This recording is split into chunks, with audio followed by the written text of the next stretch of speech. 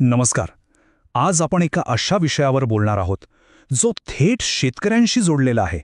म्हणजे बघा, एका बाजूला खतांचे भाव गगनाला भिडतायत, पण दुसरीकडे शेतकऱ्यांचं उत्पन्न मात्र वाढताना दिसत नाहीये. हे नेमकं काय गणित आहे? चला, यामागची कारणं आपण सविस्तरपणे समजून घेऊया. चला सुरुवात एका आकड्यापासून करूया. समजा आपण 2021 मध्ये आहोत.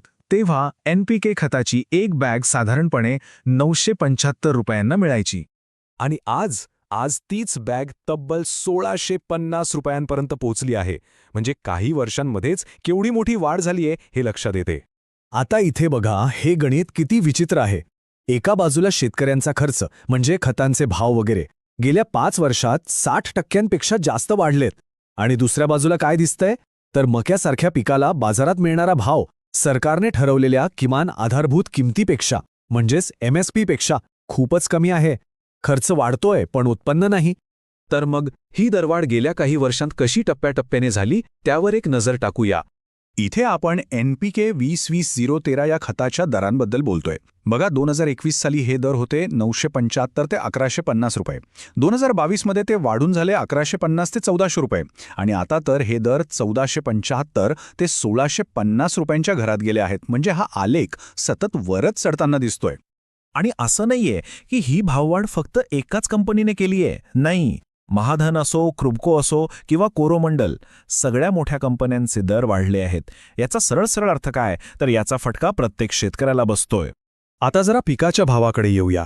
सरकारने मक्यासाठी किमान आधारभूत किंमत म्हणजे MSP ठरवली होती. ती होती 2490 रुपये.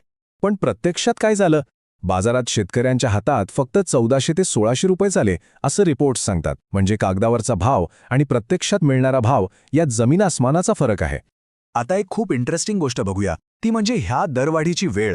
म्हणजे फक्त भाव वाढलेत हे महत्त्वाचं नाही, तर ते कधी वाढवले गेले हे सुद्धा खूप काही सांगून जातं. आपल्याकडे खरीफ आणि रब्बी असे 2 मुख्य हंगाम असतात, बरोबर? खरीफच्या वेळेस खतांना प्रचंड मागणी असते, तर रब्बीच्या हंगामात ही मागणी थोडी कमी होते. आता गंमत बघा, बहुतेक मोठ्या दरवाढीच्या घोषणा नेमक्या रब्बी हंगामातच केल्या जातात, जेव्हा मागणी कमी असते.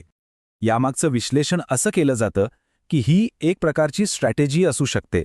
म्हणजे जेव्हा खतांची मागणी कमी असते तेव्हा दर वाढवले की शेतकऱ्यांकडून होणारा तात्काळ विरोध टाळता येतो, कारण तेव्हा खत खरेदीची घाई नसते.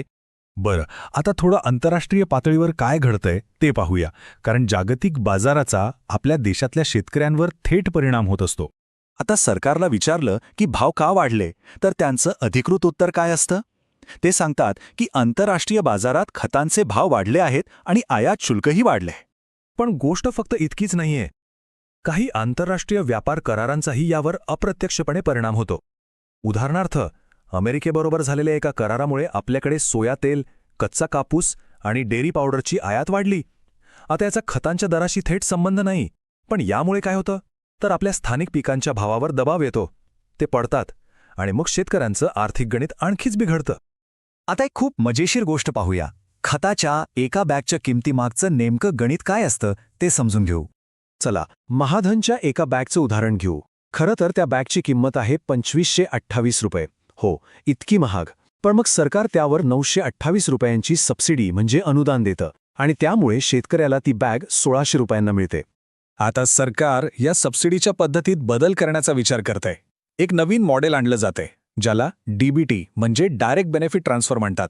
यात काय होणार तर खत खरेदी करताना सूट मिळणार नाही, तर सबसिडीचे पैसे थेट शेतकऱ्यांच्या बँक अकाउंटमध्ये जमा केले जातील.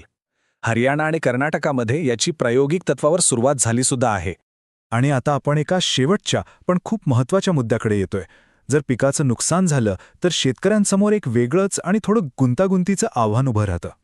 समजा पिकाचं नुकसान झालं तर सरकारकडून मदत मिळते. प्रति गुंठा साधारणपणे 70 ते 80 रुपये भरपाई दिली जाते. पण इथे एक मोठी गोम आहे. जर शेतकऱ्यांनी ही मदत स्वीकारली तर सरकारी रेकॉर्डमध्ये त्याच्या शेतातील उत्पादनाची नोंद कमी केली जाते. आणि याचा परिणाम खूप मोठा आहे, कारण एकदा का उत्पादनाची नोंद कमी झाली की भविष्यात त्याला त्याचं पूर्ण पीक MSPने म्हणजे चांगल्या दराने विकायला अडचण येऊ शकते. म्हणजे बघा, आज मिळालेली छोटीशी मदत उद्या मोठं नुकसान करू शकते. तर मग या सगळ्यावरून एक प्रश्न नक्कीच उभा राहतो. शेतकऱ्याला आज मिळणारी ही तात्पुरती मदत त्याच्यासाठी उद्याची एक मोठी अडचण तर बनत नाहीये ना? हा प्रश्न खूप महत्त्वाचा आहे, कारण यावरच आपल्या कृषी व्यवस्थेचं भवितव्य अवलंबून आहे.